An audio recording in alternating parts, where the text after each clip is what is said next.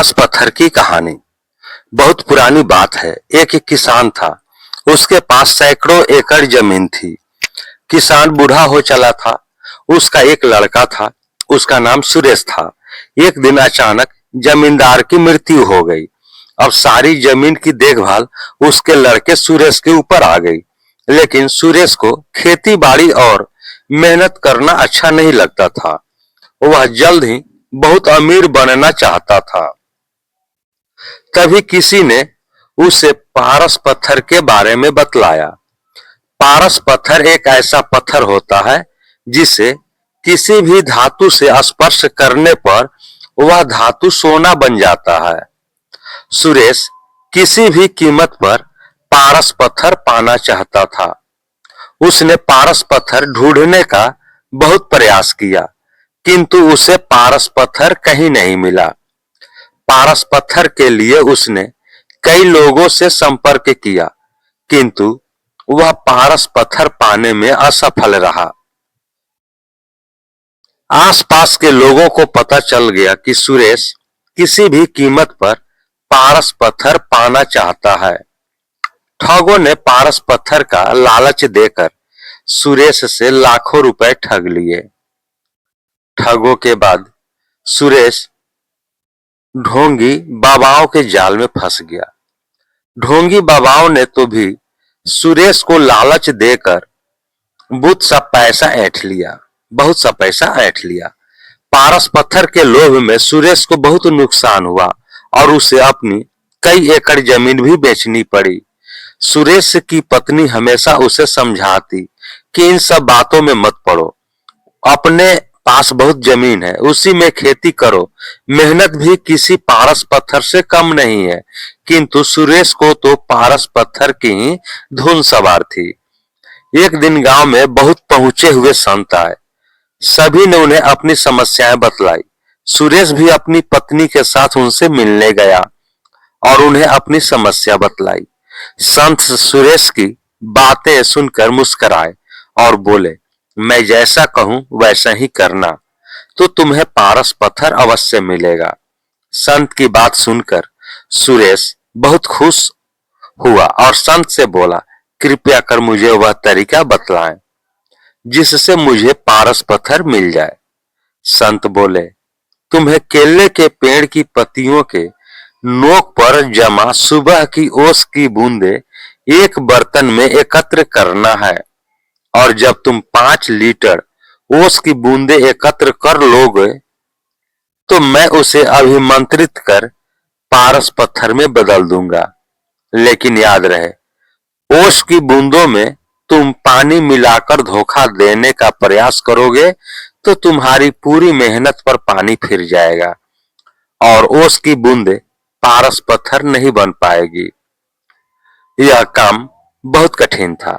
सबसे पहले सुरेश ने अपनी कुछ जमीन पर केले के पेड़ लगाए।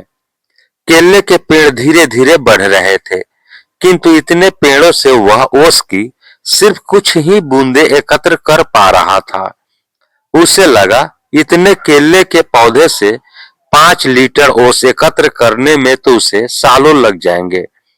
उसने फिर कुछ केले के पौधे और लगाए। इस तरह करते करते उसने अपनी लगभग पूरी जमीन पर केले के पेड़ लगा लिए।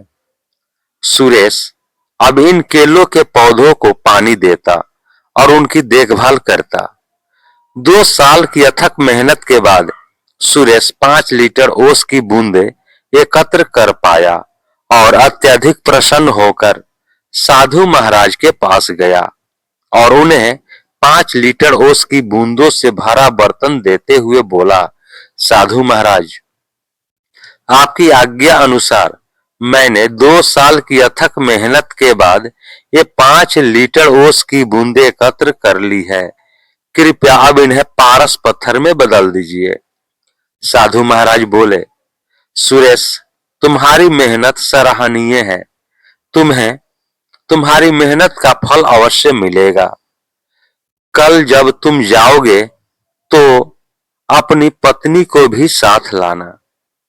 कल आओगे तो तुम अपनी पत्नी को भी साथ लाना। सुरेश खुश होकर अपने घर चला गया और पत्नी को सारी बात बतलाई। दूसरे दिन दोनों पति पत्नी जल्दी उठकर नहा धोकर साधु के पास पहुंचे।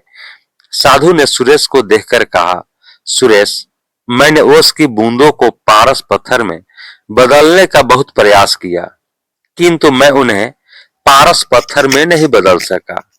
यह सुनकर सुरेश बहुत उदास हुआ और साधु से बोला, आपके कहे अनुसार मैंने 2 साल अथक मेहनत करके 5 लीटर ओस की बूंदें एकत्र की, किंतु मेरी मेहनत बेकार गई। आपने भी दूसरे लोगों की तरह मुझसे झूठ बोला। सुरेश की बात सुनकर साधु बोले, बेटा, मेहनत कभी भी बेकार नहीं जाती।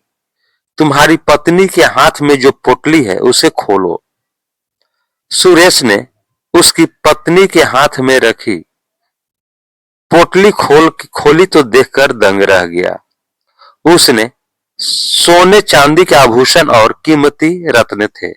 साधु बोले, सुरेश, ये तुम्हारी मेहनत का फल है जो किसी पारस पत्थर से कम नहीं है।